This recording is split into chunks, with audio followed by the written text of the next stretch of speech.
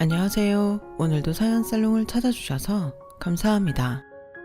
서울 종로구에서 칼국수집을 운영하는 60대 여자입니다. 세상을 아주 많이 산 건 아닌 것 같은데 내 나이가 벌써 60이라니 문득문득 세월이라는 게 무섭게 느껴집니다. 하지만 그렇게 빨리 지나간 시간이라고 생각하면서도 지난 날들을 떠올리면 용케 지금까지 잘도 버텼구나 하는 대견함마저 느껴지는데요. 사실 저는 죽지 못해 살았던 시간들이 제 인생의 절반이 넘어요. 누군들 사연 없는 사람이 있겠냐마는 그런 사연들이 모여 제 인생이 되고 지금의 저라는 사람이 있는 거 아닌가 싶습니다. 이왕 곱씹는 거 좋은 기억들만 생각난다면 얼마나 좋을까요? 아무리 힘든 인생 살아도 봄에 불어오는 바람처럼 행복한 날들도 있었는데 말이죠. 이렇게 이런저런 생각을 하다 보면 지금이 얼마나 감사한지 모릅니다. 그래서 오전 시간에 종종 듣던 이 채널에 제 이야기를 보내고 싶어졌어요. 배움도 짧고 솜씨도 없는 사람이지만 제 이야기를 여러분들과 함께 나누고 싶습니다. 그럼 지금부터 제가 살아온 이야기를 시작해 볼게요. 저는 앞서 말한 것처럼 죽지 못해 살았어요. 가난한 집에 계집으로 태어나 유년 시절이라고 할 것도 없는 어린 시절을 보냈고 20살이 되기 전에 이미 돈을 벌어야 했었어요. 큰딸은 살림 미천이라는 말이 있잖아요. 저는 그 말이 싫었어요. 태어난 것도 제 성별이 여자인 것도 모두가 제가 선택한 건 아니었으니까요. 그런데 보호받아야 할 집에서 오빠나 남동생 때문에 차별을 받는다는 게 너무 억울했어요. 원래 계집들은 다 그렇게 사는 거야. 유난 떨 거 없어. 그래도 낳아주고 여태 밥 먹여 키워줬잖아. 우리가 언제 너 굶긴 적 있어? 그럼 나도 집안에 도움이 돼야지. 밥값을 하란 말이야. 어차피 다 크면 넌 남의 집사람 될 거지만 네 오빠랑 네 동생은 아니다. 그러니 시집가기 전까지 부지런히 갚아. 알겠어? 도대체 뭘 받았고 뭘 갚으라는 건지. 어른이 된 저는 더 이상 그런 말도 안 되는 대우와 강요에서 벗어나고 싶었어요. 아니, 벗어나야 한다고 생각했어요.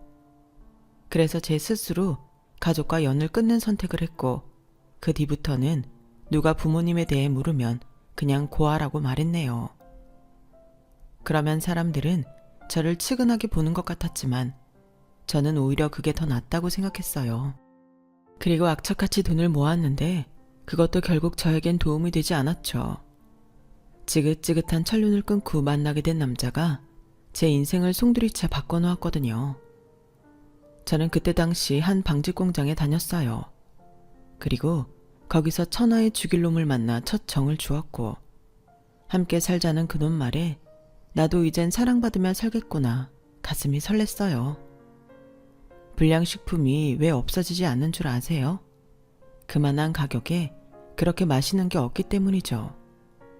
몸에는 나쁠 것이 분명한데 그걸 끊지 못하는 거예요. 저에게 그놈은 불량식품 같았어요. 사람들은 별로라고 만나지 말라고 했는데 그놈이 저에게 베풀어주는 다정하고 따뜻한 말과 손길을 끊어낼 수 없었죠. 그리고 그 대가는 저를 지옥으로 끌고 내려갔어요. 당시 모아놨던 돈을 가지고 감쪽같이 사라졌거든요. 그리고 며칠 뒤 제가 홀몸이 아니라는 걸 알았는데 황당하게도 저는 법적으로 혼이 나지 않은 사람이더군요. 분명 그놈이 식은 나중에 올리더라도 혼인신고부터 하자 했는데 그것도 사실 거짓말이었던 거예요. 당시 저는 쉬는 날이 거의 없다시피 그렇게 일을 했고 외근이 잦은 그놈 혼자 혼인신고를 하기엔 제 불찰이었죠. 그때 당시 처녀가 애를 가졌다고 하면 거의 얼굴을 들고 다닐 수 없었던 시대인데 그래서 정말 서러운 일도 많이 당했어요. 여자의 적은 여자라고 여자들이 더 저를 경멸했죠. 그래서 그냥 그때는 죽어야겠다는 생각밖에 없었던 것 같아요. 그런 생각을 하니 뱃속의 아이가 원망스럽지도 않더군요. 어차피 죽으면 다 끝날 일이었으니까요.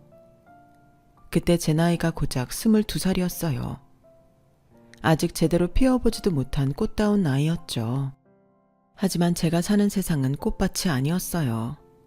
사람들이 모두 저를 손가락질하고 수근거리는데 22살밖에 안 된 제가 할 수 있는 게 아무것도 없었죠. 부끄럽지만 모성애 같은 것도 없었어요. 그냥 내 주제에 어떻게 애를 낳아 키우겠냐는 그런 한심한 생각만 했었죠. 앞으로 살아봤자 계속 불행한 일만 있을 텐데 차라리 뱃속의 아이와 저도 같은 비참한 삶을 살게 할 바에는 그냥 같이 죽는 것이 낫다고 생각했어요. 그런데 그런 생각이 강하면 강할수록 자꾸만 하루만 더 했는데 지금 생각하면 제 아들이 저를 그렇게 하루만 더 살라고 저를 붙잡은 것이 아닌가 싶네요. 저에게 죽는 일은 그렇게 어려운 일은 아니었거든요. 언제든 마음만 먹으면 그럴 수 있다고 생각한 거였는데 어느새 저는 조금씩 살고 싶다는 생각을 하게 됐어요. 분명 앞으로 저와 아이가 살아갈 날들은 모두 불행투성일 게 확실한데 왜 자꾸만 괜찮을 것만 같은 미련이 생기는지 그러다 문득 이런 생각이 들더군요. 이 아이의 얼굴은 어떻게 생겼을까? 이 아이는 나 같은 엄마라도 괜찮다고 하지 않을까? 저는 그렇게 죽느냐 사느냐를 고민하며 끝내 아이를 낳았어요. 당연히 돈이 없었기 때문에 산부인과에는 가지 못했고 아시는 분의 소개로 조산소에서 출산을 했는데 그 고통이야말로 죽을 것 같더군요. 그렇게 긴 산통 끝에 아들을 품에 안았어요. 정말 죽을 것 같은 고통이었는데 아이를 품에 안는 순간 다시 태어난 기분이 들더군요. 그리고 어디서 그런 용기가 났는지 나는 이제 이 아이를 위해 살아야겠다고 결심했어요. 죽을 각오면 내 아이를 위해 무언들 못할까? 마구마구 힘이 났죠. 그래서 그 후로는 오직 엄마로만 살았는데 아들은 고맙게도 참 착하고 똑똑하게 자라줬어요. 아무리 이를 악물고 새벽부터 나가 일을 해도 손에 쥐는 돈은 거기서 거기라 변변한 뒷바라지도 못했는데 아이는 늘 제 걱정을 먼저 하는 효자였어요. 제가 밤늦게 퇴근하면 늘 큰 길에서 저를 기다렸고 제가 밥을 차려놓으면 엄마도 먹으라며 절반을 꼭 덜어놓는 착한 아들. 엄마, 내가 이 다음에 꼭 성공해서 우리 엄마 해외여행도 시켜주고 좋은 것도 많이 사줄게. 아들만 믿어. 알았지? 아들은 저렇게 살가운 말도 곧잘 했어요.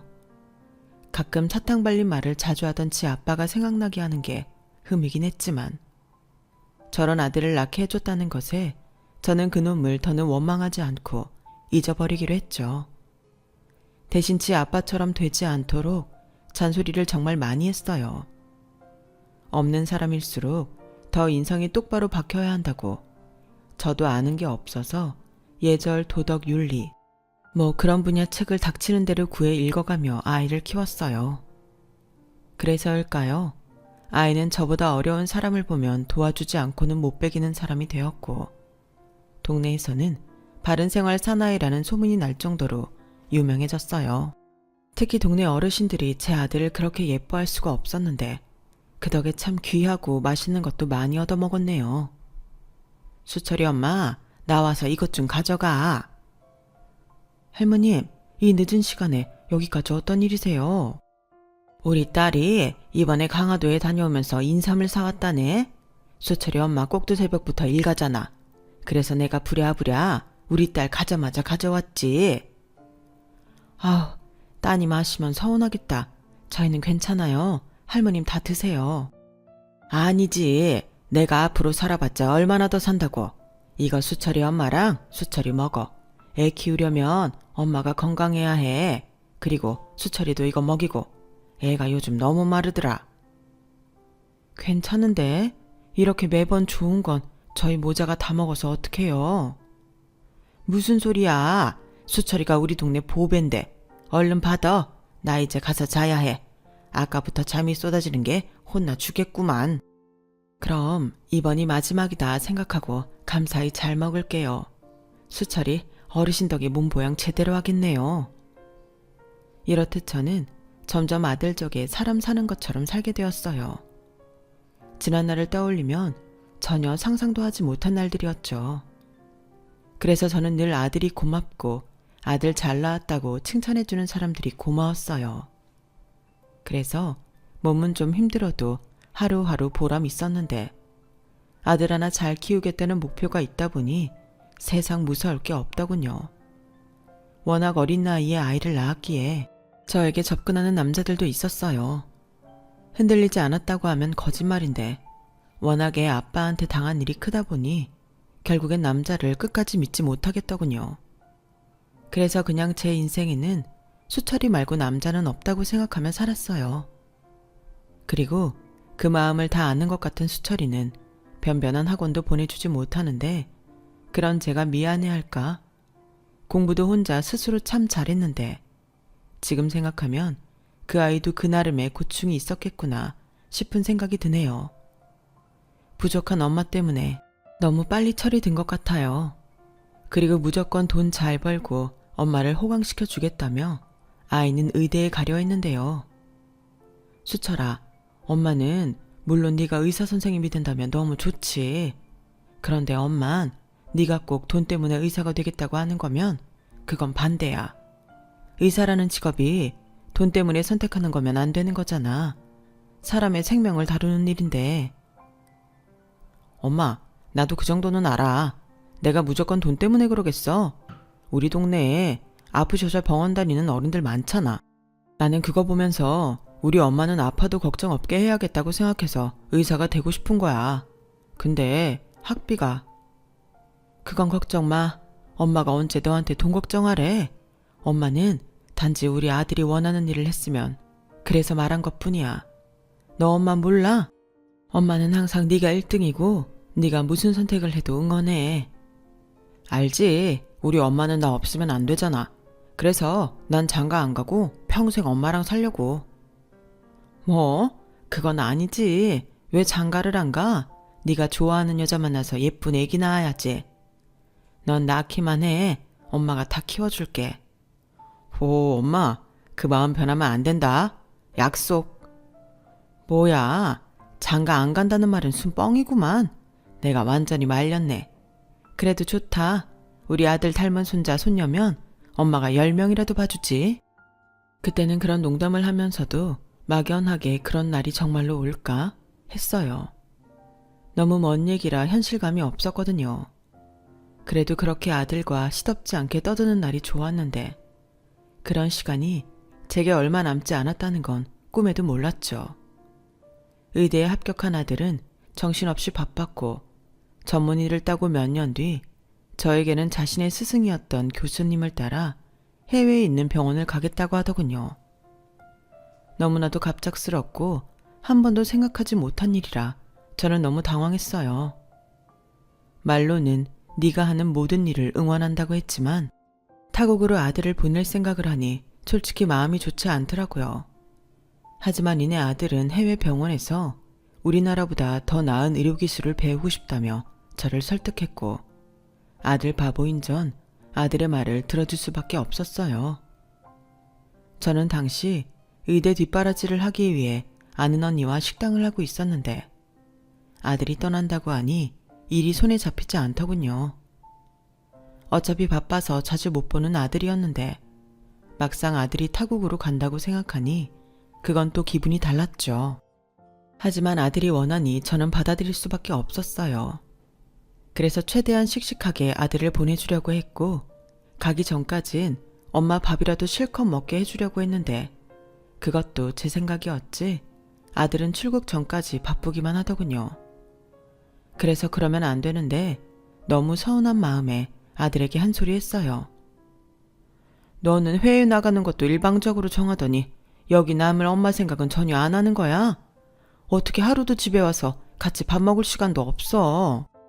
엄마, 내가 워낙 급하게 가는 거라서 준비할 게 많아 그래요. 일부러 그런 건 아니야. 됐어. 너 그럴 거면 차라리 가지 마. 기껏 힘들게 의사 만들어놨더니 네가 지금 이게 엄마한테 할 행동이야. 화 풀어. 나 내일 당장 출국인데 엄마가 이렇게 화를 내면 내 마음이 불편하잖아. 네 마음 불편한 거 뭐? 네 마음 편하게 해주자고 나 속상한 것도 감추라고? 너 원래 그렇게 이기적인 애야? 미안해. 그래, 내가 잘못했어. 엄마 생각 조금이라도 더 해서 시간 냈어야 했는데. 근데 엄마가 아들 좀 이해해주라. 아들 더 훌륭한 의사 되려고 그러는 거야. 훌륭한 의사는? 훌륭한 아들이나 해. 너처럼 바빠 죽겠다고만 하면 엄마는 아들 얼굴 언제 보냐? 다녀오면 아들 얼굴 실컷 보게 해줄게. 그러니까 마음 좀 풀어. 구영이 여사, 내가 제일 사랑하는 거 몰라? 내가 다녀와서 호강시켜 줄게. 호강은 무슨? 너 좌우지간 엄마가 벼르고 있어. 행여 거기 눌러 앉겠다고 하기만 해. 첫째도 몸조심, 둘째도 몸조심. 알겠어? 네, 알겠습니다. 엄마도 몸 잘 챙기고 있어. 그리고 내가 갖고 있던 돈 엄마한테 몽땅 입금했다. 그러니까 어디 조금이라도 아프면 병원 가고 먹고 싶은 거 사고 싶은 거 다 해. 알겠지? 그럼 끊어요. 엄마라는 사람은 그런가 봐요. 아무리 서운하고 화가 나도 아들이 저렇게 나오면 당할 재간이 없거든요. 그래서 오매불망 아들이 돌아올 날만 기다리며 살았는데요. 그놈의 시차 때문에 제대로 통화 한번 하지 못했는데 그러던 어느 날 뜻밖의 연락이 왔어요. 제 아들이 세상을 떠났다는 소식이었죠. 믿을 수 없었어요. 아니, 믿고 싶지 않았어요. 제 전부였고 제 목숨보다 더 귀하게 여긴 아들이었는데 그런 아들이 허망하게 타국에서 생을 마쳤다는 말은 저에겐 사형 선고 같았죠. 아들은 미국에 있다는 이름도 생소한 그런 곳에서 생을 마감했어요. 그곳에서도 차별받는 아시아인들을 위해 틈틈이 봉사를 했다고 하는데 정작 자기 몸은 돌보지 못한 게 사망 원인이었어요. 아들과 함께 떠난 교수는 저에게 고개를 숙이며 아들은 과로사로 세상을 떠났다고 하는데 저는 그 교수가 그렇게 원망스러울 수가 없다군요. 자기 제자가 그렇게 죽을 정도로 일을 하는데 옆에서 말리지 않았다는 게 용서가 되지 않았어요. 공부랑 일만 하느라 제대로 피워보지도 못한 인생인데 저는 아들이 너무 불쌍해 울고 아들이 떠나기 전에 속상하고 서운하다는 이유로 아들에게 모진 말을 한 것이 미안해서 또 울어야 했어요. 하지만 아무리 목 놓아 울어도 죽은 아들은 살아나지 못했고 기절에 깨어나면 이 모든 것이 사실은 꿈이길 바랬죠. 하지만 제가 깨어난 현실엔 더는 제 아들은 없었습니다. 죽고 싶을 때마다 저를 붙잡아준 아들인데 이젠 그런 아들이 없다고 생각하니 더는 살 이유가 저에겐 없었어요. 그리고 부끄러운 말이지만 2번이나 아들을 따라가려고 시도했는데 그것도 제 마음처럼 되진 않더군요. 죽는 건 쉬운 일이라고 생각했는데 사실은 그것도 어려운 일이었어요. 그 뒤부터는 죽지 못해 겨우 사는 인생이 되었고요. 사람들이 저를 불쌍하게 보는 그 시선도 싫었어요. 그래서 밖에 나가지 않고 산 송장처럼 겨우겨우 버티며 살았는데 그런 애미가 너무 걱정스러웠을까요? 꿈속에 그렇게 보고 싶던 아들이 찾아왔더군요. 수철아, 너 수철이니? 엄마, 왜 그러고 있어요? 엄마가 그러고 있으면 내가 너무 속상하잖아. 이놈아, 너야말로 거기 있으면 어떡해? 엄마한테 와. 우리 아들, 엄마한테 와. 엄마, 내가 약속한 거 잊지 않았지? 내가 세상에서 가장 사랑하는 사람은 엄마고 나 엄마랑 늘 함께 할 거야. 그러니까 그렇게 살지 말고 씩씩하게 살아. 여긴 천천히 와도 돼. 엄마는 아직 할 일이 많이 남았잖아. 내가 무슨 할 일이 있어? 네가 거기 있는데. 아니야. 엄마는 아직 멀었어. 그러니까 다시 일어나. 알겠지? 엄마가 그러면 내가 너무 슬퍼. 꿈속의 아들은 참 슬퍼 보였어요. 그래서 그 모습이 지워지지 않았는데 아들이 살라고 하니 차마 죽지는 못하겠더군요. 그래서 지금의 가게를 하게 됐어요. 정신없이 일을 하다 보면 어째 꾸역꾸역 사라질까 싶었죠. 간혹 속 모르는 사람들은 그런 말도 하더이다. 그래 수철 엄마, 살아, 버텨. 그럼 좋은 날도 와. 암만 오지. 맞아, 산 사람은 살아야지. 그래야 수철이도 좋은 곳에 가. 수철 엄마 잘 생각했어. 그 사람들이 얼마나 걱정하는 마음으로 그런 말을 하는지 모르지 않았어요. 하지만 저에겐 전부 듣고 싶지 않은 말이었죠. 그렇게 2년 정도 저는 저를 괴롭히기 위해 장사에 전념했어요. 그리고 비가 참 억수같이 쏟아지는 겨울이었는데 원래 칼국수집이 비가 오면 대목이거든요. 그래서 그날은 참 정신없이 바빴어요. 재료도 금방 떨어져서 팔고 싶어도 더는 못 팔 지경이 되었죠. 그렇게 이른 마감을 하는데 비에 젖은 생쥐골에 만삭배를 한 산모가 입술이 퍼렇게 되어서는 제 가게 앞에서 오들오들 떨고 있더군요. 이봐요, 괜찮아요? 저기요, 제가 배가 너무 고픈데 돈이 없어요. 그래서 그런데 그냥 추위라도 좀 피해가도 될까요? 왜일까요? 그 임산부를 보는데 옛날 제 모습이 떠올랐어요. 배가 불러 일을 못해 돈이 없고 돈이 없어 굶어야 했던 그때의 제가 그 여자 얼굴에 보였죠. 저는 귀신에 홀린 것처럼 그 여자를 가게 안에 들였고 따뜻한 국과 밥을 내줬어요.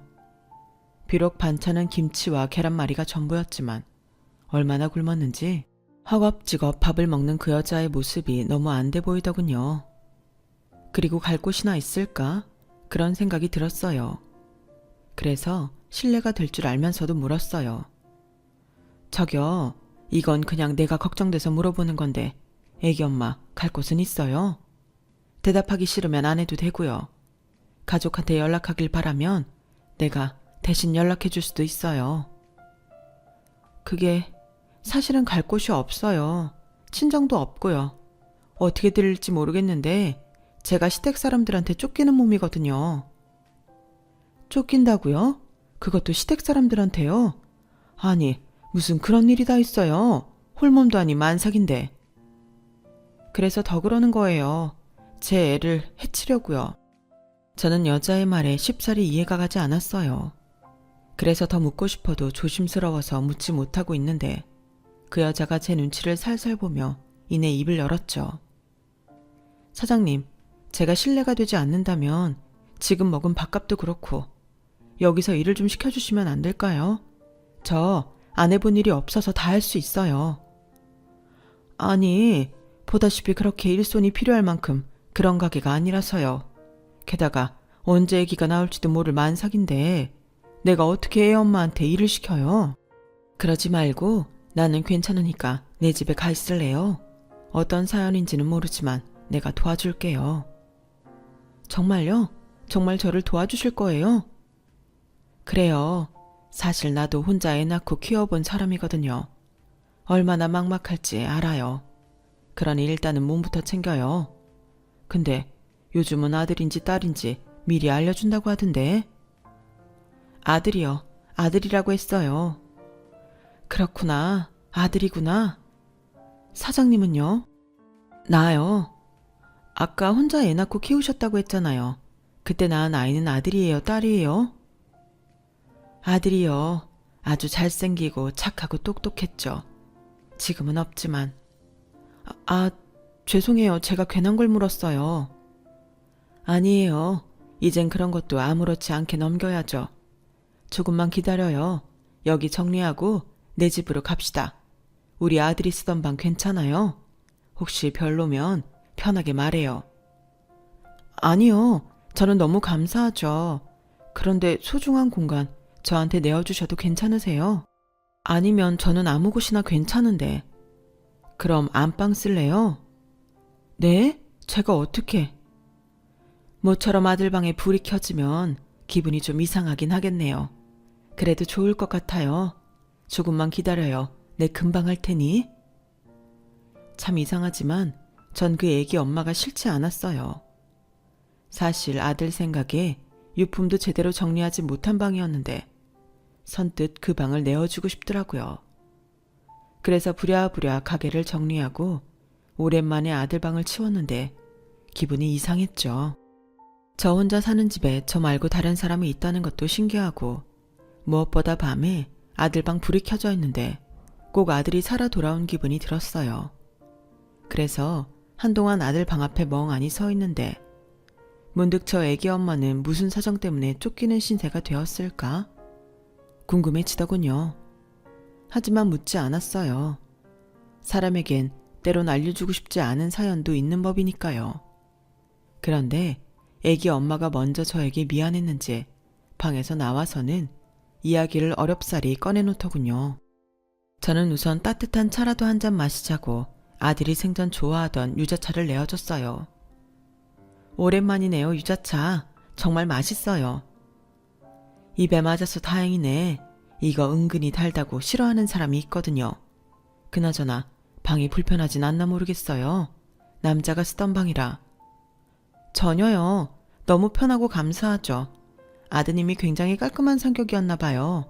방이 정리정돈이 정말 잘 되어 있어요. 뭐 그런 편이기도 한데 집에는 애당초 자주 오질 못했어요. 의사라. 정말요? 너무 대단하시다. 자랑스러우시겠어요. 나도 그렇게 생각했는데 지금은 그냥 옆에 없는 게 불효자인 것 같고 그래요. 우리 애가 미국에 있었거든요. 한국 오면 내내 얼굴 보여준다고 하더니 그렇게 가버렸어요. 아, 많이 보고 싶으시죠?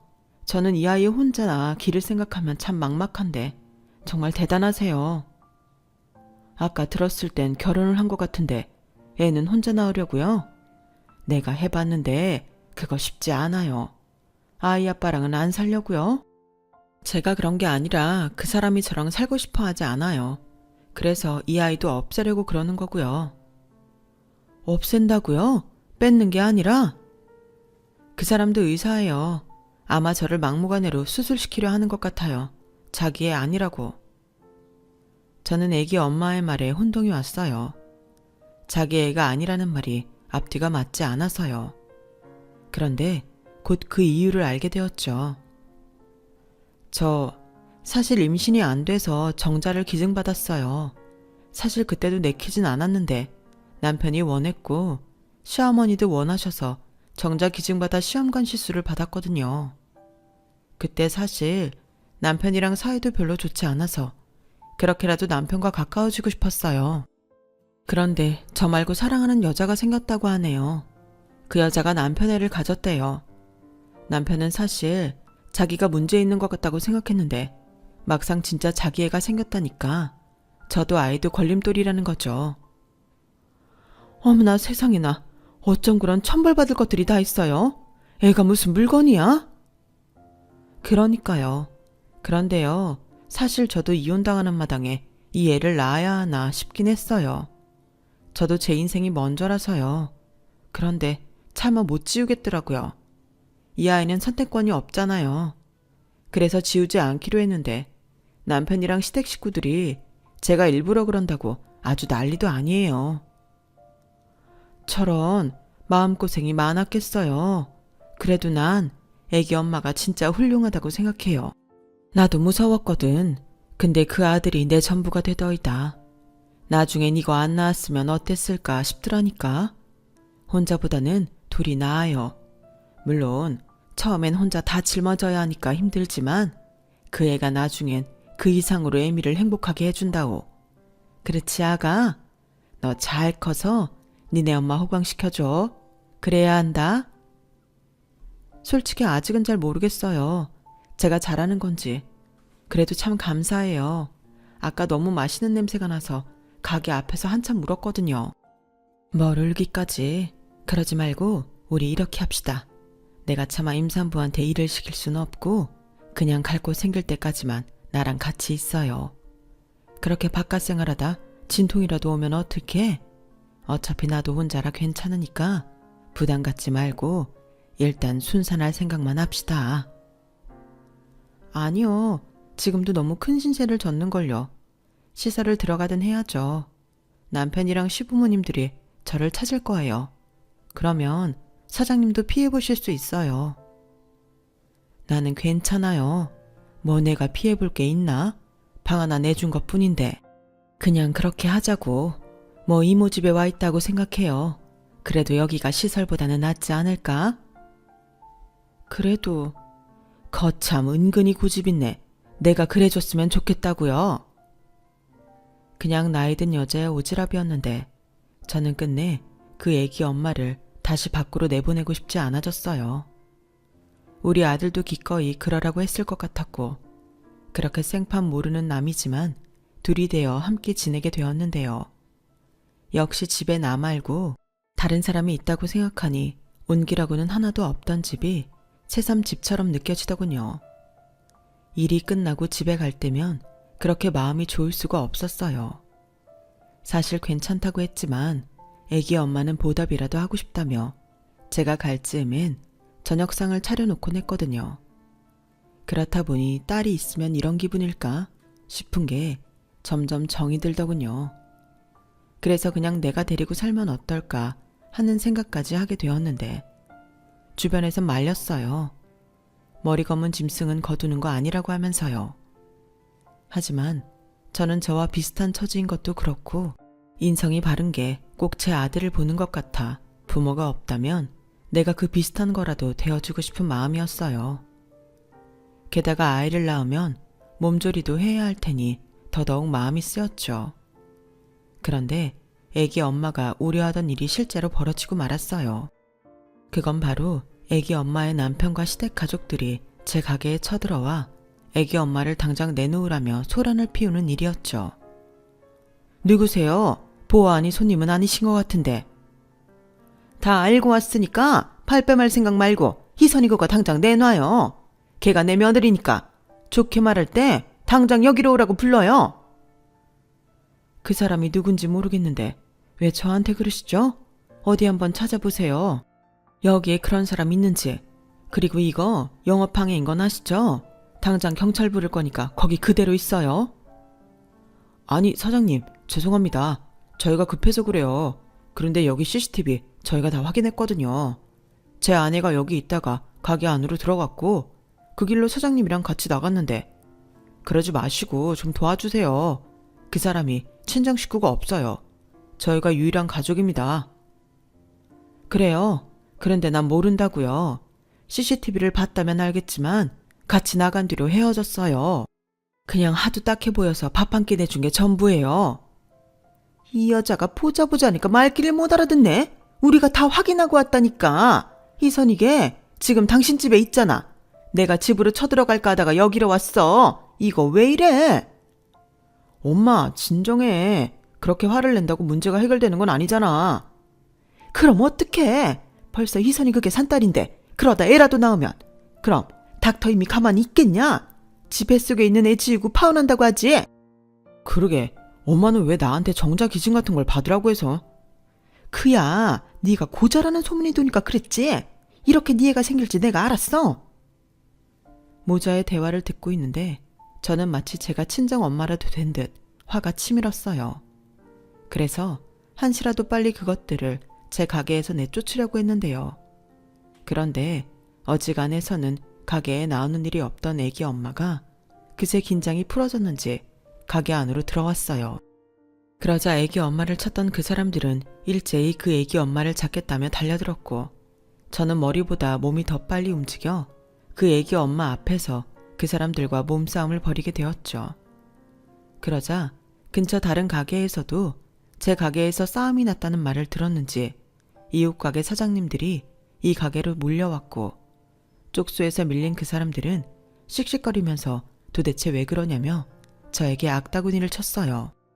나 참, 여기 사람들은 왜 이렇게 남의 일에 관심이 많아? 남이사, 당신이 뭔데 나서? 생판 남인 주제에 남의 가정사에 왜 끼고 지랄이냐고. 걔 법적으로 아직 내 며느리고 우리 아들 처야. 너 당장 이리 안 와. 이게 다 너 때문에 벌어진 일이잖아.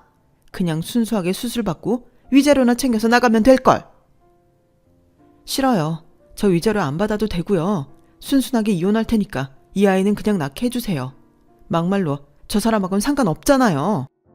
그래, 너 말 잘했다. 지금은 상관없지. 근데 나중에 집불 아무것도 없는 네가 나중에 그 애 앞세워서 우리 아들 발목 잡을 거 뻔한데. 그리고 무엇보다 우리 예비 며느리가 용납이 안 된다고 하잖아. 그 애 없애지 않으면 집 뱃속에 있는 애도 지우고 파혼한단다. 난 절대 그 꼴 못 봐. 왜 우리가 너 같은 것 때문에 굴러온 복을 차야 하니? 잔인한 사람들. 저는 제가 보증을 서겠다고 나섰어요. 그러자 거기 있는 모든 사람들이 왜 그렇게까지 하냐며 저를 말렸는데 지금 저 애기 엄마한테는 저 같은 사람이 있어야 한다는 생각밖에는 들지 않더군요. 사실 정도 많이 들었지만 같이 지내는 동안 애기 엄마가 고아원에서 자랐다는 사실을 알게 된 것도 컸어요. 그러니까 지금 당장 애기 엄마를 위해 나서줄 사람이 없다는 거였거든요. 제가 보증인으로 책임지겠다는 각서라도 쓸게요. 그러니까 그냥 이혼시키시고 각자 모르는 사람으로 사시죠. 그 예비 며느리라는 여자한테도 그렇게 전달하세요. 어차피 정자기증받아 낳는 아이 무슨 상관입니까? 이봐요. 우리가 당신 뭘 믿고 그런 모험을 합니까? 내가 당신이 제 엄마라도 된다고 하면 믿겠어요. 근데 그쪽도 생판 남이잖아요. 남이 적어주는 각서 나는 필요 없습니다. 정말 왜들 그러세요? 저는 그냥 이해만 낳게 해달라는 거잖아요. 이미 산딸인데 이해를 지금 어쩌시려는 거예요? 찾아가지 않아요. 저 사람 발목 안 잡는다고요. 당신 정말 이렇게 할 거야? 그래, 좋아. 그럼 나도 이혼 못해. 아직 내가 법적으로 당신 배우자잖아. 이해도 법적으로 당신 애야. 나 이렇게 된 거 절대 이혼 못해. 뭐야? 너 정말 나 죽는 걸 보고 싶어? 이래서 고아 같은 애는 집에 들이는 게 아닌데. 엄마, 진정해요. 알겠어. 그럼 보증인도 있는 것 같으니까 다시는 내 인생에 나타나지 않는다고 약속하고 위약금 10억 걸어. 그 정도는 돼야 나도 안심을 하지. 참, 인간 같지도 않은 것들. 씁시다. 각서 쓰면 되잖아요. 아들, 저런 것들이 10억이 있겠니? 그럼 차라리 애기 낳아서 우리한테 넘겨요. 우리가 책임지고 해외 입양 보낼 테니까. 그럼 그게 더 확실하지. 저것들이 지금은 그러자고 해도 나중엔 배째라고 나오면 그땐 어떡해? 저 여자가 이 가게 팔아도 1억은 나올까 싶다. 저는 그 여자의 말에 당장 부동산 채취를 불렀어요. 사실 저는 아들을 위해 돈이 생기면 땅이나 건물에 투자를 하고 있었거든요. 그래서 내가 10억은 있는 사람이라는 걸 보여주기 위해 부동산 최 씨에게 제가 가진 땅과 건물에 등기 권리증을 가져오라고 했어요. 그러자 30분도 되지 않아 최 씨가 제 명의로 된 부동산들 자료를 가져왔고, 그제야 그 사람들은 제가 보기와 다르게 돈이 꽤 있다는 사실에 헛기침을 하더니 이내 각서를 쓰자고 했는데요. 뭐가 그렇게 두려운 건지 몇 번이고 신신당부를 하더군요. 다시 한번 말씀드리는데 정말로 책임지셔야 합니다. 저희가 돈 때문에 그러는 게 아니에요. 돈이라면 저희도 차고 넘치게 있습니다. 이건 제가 애미라서 그래요. 애미가 원래 자식이 행복하길 바라는 사람이잖아요. 이왕이면 배경 좋고 능력 있는 여자랑 자기 애 낳고 행복하게 살았으면 좋겠죠. 네, 말 같지도 않은 말씀 끝나셨으면 얼른 꺼지시죠. 저도 애미지만 아들 그렇게 안 키웠습니다. 그리고 앞으로 저 애기 엄마한테는 제가 보호자예요. 그러니 또다시 어떤 이유로든 괴롭히지 마세요. 그땐 그 10억 제가 요구할 겁니다. 저는 그렇게 그것들을 제 가게에서 내쫓아버렸어요. 그러자 주변에선 수군거리는 목소리가 들렸는데 그 가운데 마치 죄인이라도 된 듯 애기 엄마가 고개를 푹 숙이고 있더군요. 애기 엄마, 아니지. 희선아 괜찮아. 고개 들어. 네가 무슨 잘못이 있니? 넌 그냥 네 애 지키려고 한 것뿐이잖아. 그럼 지키면 돼. 저런 것들 후회하게 잘 키워. 알겠어? 감사합니다. 그리고 너무 죄송해요. 민폐만 끼치고. 아니야. 나도 모처럼 속이 시원하다. 저기 식사하시는데 혼란스럽게 해서 죄송합니다. 오늘 음식값은 전부 받지 않을게요. 저는 손님들에게 꾸벅 인사하며 말했어요. 그러자 애기 엄마도 같이 너무 죄송하다며 고개를 숙였는데 잠시 뒤 사람들이 박수를 쳐주며 멋있다고 꼭 아이 잘 키워서 복수하라며 응원의 말을 해주더군요. 그 뒤 저를 말리던 주변 사장님들은 더 이상 저를 말리지 않았어요. 오히려 애기 엄마 먹이라며 음식도 해주고 아이 베네저골이나 청개저기 같은 걸 사오는데 제가 다 고맙더군요. 그렇게 일주일 정도가 지났어요. 그러자 진통이 오는 것 같다며 애기 엄마한테 연락이 왔고 저는 옆집 사장님께 가게를 부탁하고 바로 집으로 가서 택시를 불렀는데요. 얼마나 미련하게 참았는지 산부인과에 도착하고 1시간도 되지 않아 아이를 낳았어요. 귀여운 사내 아이였죠. 저는 마치 제가 진짜 할머니라도 된 것처럼 눈물이 핑 돌았어요. 꼭 전에 갓 태어난 제 아들을 보는 것처럼요. 그리고 처음이었지만 저는 산후조리를 도왔어요. 낮에는 도우미를 불렀고 저는 일찍 가게를 정리해 초저녁부터 산후조리를 도왔는데 아기를 너무 오랜만에 봐서일까요? 밖에 나가도 아기 얼굴이 선해서 도무지 일을 할 수가 없더군요. 사람들은 제가 꼭 진짜 할머니가 된 것 같다고 그렇게 말하더군요. 그리고 그 즈음부터는 저 두 사람이 만약 떠나겠다고 하면 어쩌지? 하는 두려움마저 들었는데요. 그렇게 산후조리를 끝마치고 이젠 딸 같은 아기 엄마가 저에게 이렇게 말했어요. 그동안 너무 큰 신세를 져서 어떡하죠? 저는 그 말을 듣는데 올 것이 왔구나 싶더군요. 하지만 그렇다고 아무 자격도 없이 그 두 사람을 잡을 수는 없었어요. 그래서 최대한 덤덤하게 받아들이려 했는데 그때였죠. 사장님만 괜찮다고 하시면 전 제가 받은 은혜 꼭 갚고 싶어요. 그래서 사장님 곁에 조금 더 있고 싶은데 저 그래도 될까요?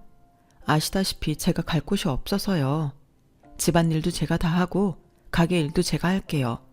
최대한 사장님한테 피해 끼치지 않고 돈 벌어서 이자 쳐서 갚겠습니다. 제가 염치가 없나요? 그거 참 그렇게 안 봤는데 사람이 눈치가 없네. 나야 당연히 좋지. 여기서 나간다고 하면 이제 나 혼잔데 나는 뭐 좋겠어? 내내 같이 있어 놓고 의리 없게 말이야.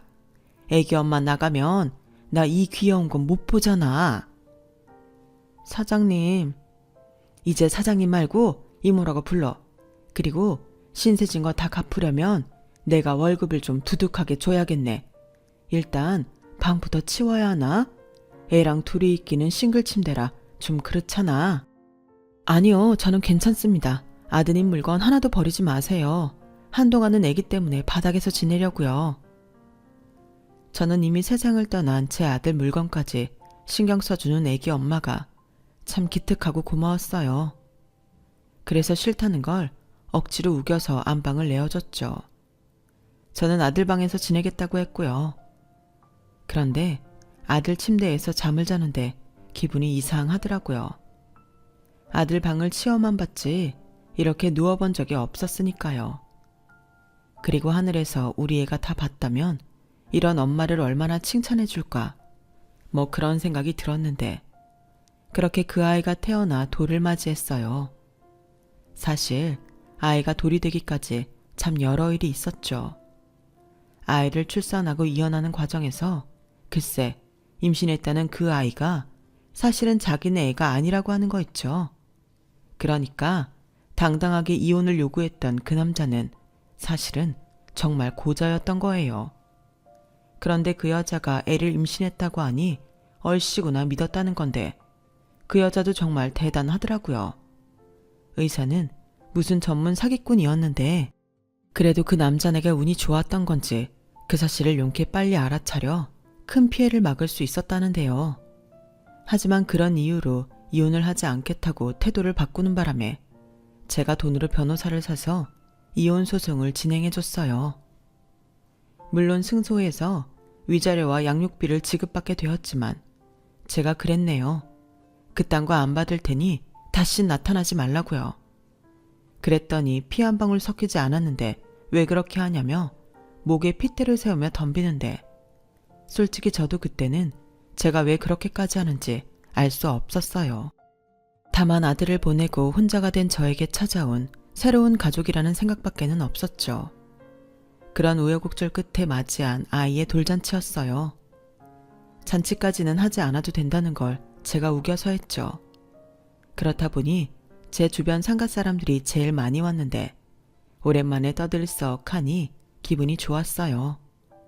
사람들이 모여 축하를 해주니 진짜 제 손자가 축하받는 기분이었죠. 그리고 이 녀석이 글쎄 돌잡이에서 청진기를 잡는 게 아니겠어요? 그러자 사람들이 잠깐 제 눈치를 보는 것 같더니 이내 환호를 보내며 좋은 의사 선생님 되거라. 돈 잘 버는 성형외과 의사해라. 같은 말을 외쳤죠. 저도 마찬가지였어요.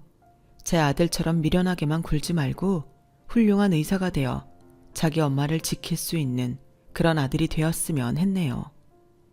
그렇게 돌이 지나고 처음으로 아이를 어린이집에 보내게 되었어요.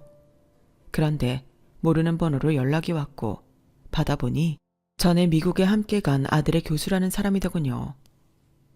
안녕하세요. 저는 그때 잠깐 배웠는데 수철군 스승입니다. 아, 네. 그런데 어쩐 일로? 제가 한국에 귀국을 했어요. 그래서 정식으로 인사를 드리고 싶어서요.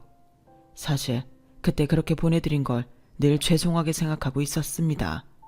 사실 저도 제자를 지키지 못했다는 죄책감 때문에 꽤 오래 힘들었거든요. 그래서 이제야 제대로 사죄를 드릴 수 있을 것 같습니다. 아닙니다. 이미 지난 일이죠. 그리고 교수님한테 잘못이 있지 않다는 걸 제가 왜 모르겠습니까? 그저 미련한 제 아들 탓이죠. 저 이젠 교수님 원망 안 합니다. 그래도 딱 한 번만 뵙고 인사하게 해주세요. 그래야 제가 제자 앞에서 그래도 덜 미안할 것 같습니다. 그렇게 아들의 교수님은 저희 집에 오셨어요. 그리 넓지도 않고 그렇다고 좋은 집도 아니라 민망하기만 한데 그래도 아들의 스승이 집에 오는 일은 처음이라 나름 음식에 신경을 많이 썼죠. 그리고 이윽고 집에 도착한 교수님께 인사를 드렸는데 아무래도 교수님 눈엔 아직 어린 아이와 애기 엄마가 신기한 듯 보였어요. 그래서 제가 민망할까 먼저 사정 이야기를 했죠. 그러자 교수님은 어떻게 그럴 수가 있냐며 저에게 대단하다고 하는데 솔직히 대단한 것도 없다고 생각했기에 그 말이 더 민망했어요. 수철군이 누굴 닮아 그런가 했더니 어머님을 닮았네요. 그리고 아이도 정말 똘망똘망한 게 귀엽네요.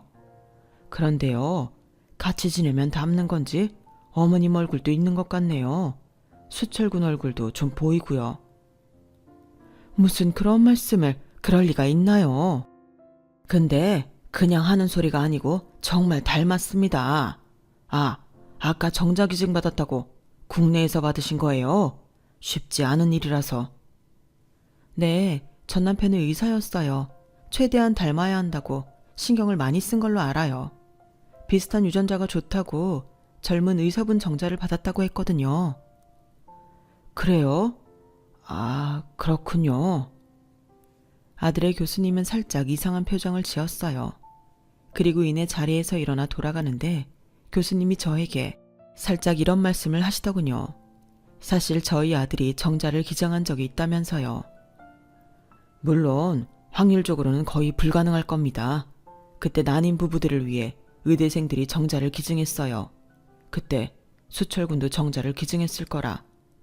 그냥 수철군이 쓰던 물건이 있다면 아이 머리카락이랑 같이 저한테 보내주세요. 혹시 알아요? 그런 인연으로 두 분이 만나신 건지. 저는 그 말을 듣고 무슨 드라마를 쓰시나 했어요. 그렇잖아요. 어떻게 그런 일이 가능하겠냐고요. 그래도 사람 마음이라는 게 자꾸만 확인하고 싶어졌고 저는 그래 이번 기회에 확실하게 확인이나 하자 싶은 심정으로 내내 버리지 못한 아들의 물건과 이젠 정말 손자 같은 아이의 머리카락을 그 교수님이 알려준 주소로 보냈어요. 그렇게 한 달가량 기다렸고 이내 연락이 왔는데요. 교수님의 목소리가 사시나무 떨듯 떨리고 있더군요. 그때 미리 알았어요. 정말 거짓말 같은 일이 벌어졌다는 걸요. 어머니, 맞습니다. 그 아이가 맞아요. 그 아이가 수철이 아들이라고요. 그게 무슨... 아니 어떻게 그게 가능하죠? 그러게 말입니다. 어떻게 이게 가능한 건지. 그래도 그렇게라도 수철이 아이가 태어나 정말 다행입니다. 저는 믿기지 않은 결과에 숨이 잘 쉬어지지 않았어요. 그렇게 지켜주고 싶더니 그 아이가 제 아들의 핏줄이었던 거죠. 저는 그 자리에서 털썩 주저앉고 종교도 없는데 감사하다고 두 손을 모아 기도했어요. 그러고 보니 제 아들이 꿈속에 저는 아직 할 일이 남아있다고 했는데 이런 인연이 있으려고 그랬나 싶은 마음입니다. 애기 엄마, 아니 이제는 제가 입양해 법적으로 딸이 된 희선이는 믿을 수 없다며 제 품에서 펑펑 울었어요. 저희는 그렇게 제 아들이 남겨준 손자라는 천륜으로 가족이 되었어요. 고아라 아무도 없던 딸애와 아들을 잃고 혼자 된 제가 이젠 세상에서 그 누구도 부럽지 않을 진짜 가족이 된 저희. 저는 가끔 이 모든 게 사실은 꿈인 건 아닐까? 밤에 잠드는 게 무서울 정도로 행복합니다. 원래 불행하기만 했던 사람은 너무 많이 행복하면 불안해지거든요. 하지만 이 나이를 먹고 산전수전 다 겪으니 이제는 좀 저도 많이 행복해지고 싶다는 욕심이 듭니다. 현재 딸애는 뒤늦게 제 권유로 공부를 시작했어요. 옆에서 보니까 머리가 정말 좋더라고요. 대신 의사는 하지 말라고 했습니다. 그랬더니 웃으며 딸애는 사회복지과를 갔는데 글쎄 힘든 사람을 최전선에서 돕고 싶다는 말을 하더군요. 제 아이들은 왜들 그렇게 남을 못 도와줘서 안달인 걸까요? 이러다 제가 시설이라도 하나 지어야 하는 건 아닐까? 저 혼자 우스갯소리를 하곤 합니다. 그리고 몰랐는데 어째 크면 클수록 제 아들을 닮아가는 손자를 보며 나는 앞으로도 계속 할 일이 많겠구나 하는 그런 생각이 드는데 그러려면 제 건강이 가장 중요하지 않을까 신경 쓰게 됩니다. 어쩌면 하늘에 있는 제 아들은 지가 다 하지 못한 호강을 이런 식으로 하는 걸까요? 그리고 농담처럼 한 말이었지만 네 아이는 내가 키워주겠다고 한 약속을 저는 지키고 있는 중이에요. 손자는 아들과 또 다르더라고요. 그냥 존재만으로 저에겐 행복이고 기쁨입니다. 누가 알았겠어요. 저도 할머니가 될 수 있다는 걸요. 그래서 요즘은 제 손자에게 할머니 만들어줘서 고맙다는 말을 입에 달고 삽니다. 저는 이제 더 이상 아들을 떠올리며 슬퍼하지 않아요. 아들이 남겨준 것들이 저에겐 너무 많거든요. 그런 아들을 생각하며 저는 앞으로도 더 건강하고 재미있게 살고 싶습니다. 하늘에 있는 제 아들이 더는 제 걱정을 하지 않도록이요. 제가 전하고 싶은 이야기는 여기까지예요. 인생이라는 게 참 오묘합니다. 여러 일들이 다 있어요. 하지만 그래서 살만한 것 같습니다. 만약 힘들었던 저처럼 지금 현재 많이 힘드신가요? 여러분이 포기만 하지 않는다면 언제고 힘들었던 날이 지나고 행복한 날이 찾아올 겁니다. 인생이라는 건 아무도 모르는 거거든요. 여러분의 소중한 삶이 늘 해피엔딩이길 바라며 제 사연을 마치도록 하겠습니다. 제 사연 끝까지 들어주셔서 대단히 고맙습니다. 항상 건강하시고 행복하시길 소원하겠습니다. 여러분, 사연 댓글에 응원과 현명한 조언 부탁드려요. 좋아요와 구독은 저에게 큰 힘이 됩니다. 오늘도 좋은 일 가득하세요.